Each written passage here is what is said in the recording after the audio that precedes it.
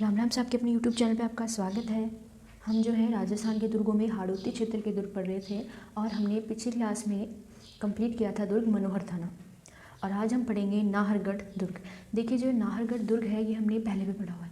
कहाँ पढ़ा हुआ है? जब हमने ढूंढार क्षेत्र के दुर्ग पढ़े थे उसमें हमने नाहरगढ़ पढ़ा है, जिसे सुदर्शनगढ़ भी कहते हैं। उसका निर्माण सवाई जयसिंह ने करवाया था। बट ये जो नाहरगढ़ है ये हाड़ौती क्षेत्र के दुर्गों में आता है। तो आज हम पढ़ेंगे नाहरगढ़। सबसे पहले हम बात करेंगे कि ये दुर्ग किस श्रेणी में आता है। तो इसकी श्रेणी की अगर हम बात करें तो नाहरगढ़ दुर्ग है हमारा स्थल दुर्ग। स्थल दुर्ग का अर्थ होता है ये जो दुर्ग है ये समतल ज़मीन पे बना हुआ दुर्ग है। कोई भी पहाड़ी पे या कहीं पे बना हुआ नहीं है, सिर्फ समतल ज़मीन पे बना हुआ दुर्ग है।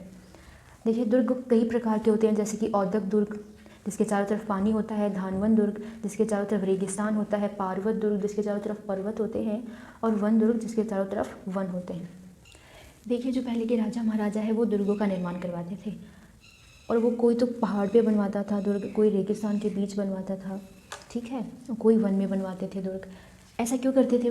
ताकि वो जो दुश्मन सेना उन पे कभी भी आक्रमण करने आए तो दुर्ग में पहुंचने का रास्ता जो है वो कठिन हो। आसानी से जो सेना है या फिर जो भी दुश्मन आ रहा है उन पे आक्रमण करने, वो आसानी से उनके दुर्ग तक ना पहुंच सके। जैसे कि हम एग्जाम्पल लेते हैं रणथंभौर दुर्ग का। रणथंभौर दुर्ग।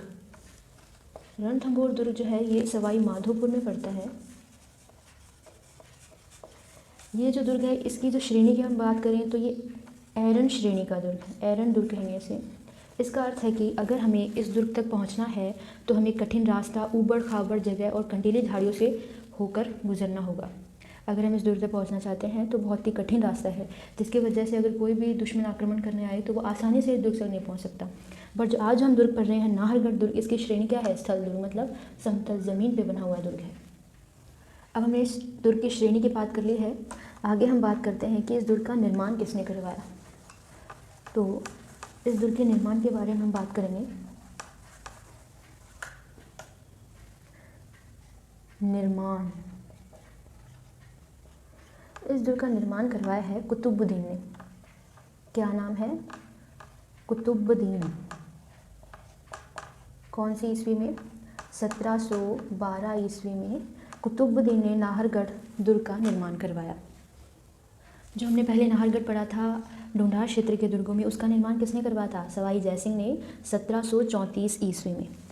एक पॉइंट और आता है इस दुर्ग का कि एक बार नाहरगढ़ के शासक रह चुके हैं बाजीराव।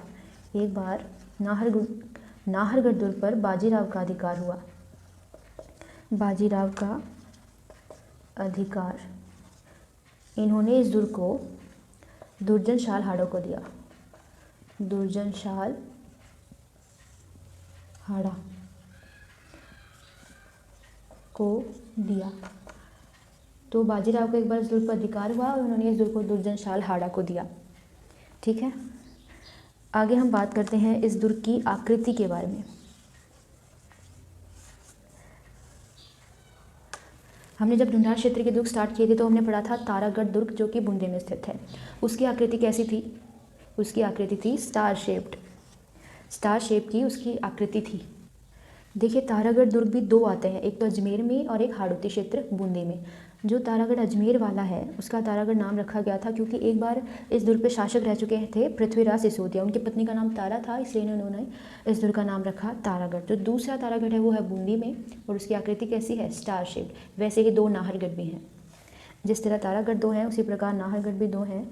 नाहरगढ़ एक तो ढूंढार क्षेत्र का और एक नाहरगढ़ जो हम पढ़ रहे हैं हाड़ौती क्षेत्र का।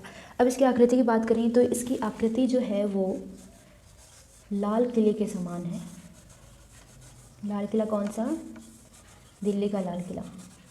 The Red Fort of Delhi जो है उसके समान इस दुर्ग की आकृति है। तो आज हमने पढ़ा है नाहरगढ़। देखिए दो नाहरगढ़ इनमें कभी भी कंफ्यूज नहीं होना है। एक तो ढूंढार क्षेत्र का नाहरगढ़ है और एक है हाड़ौती क्षेत्र का।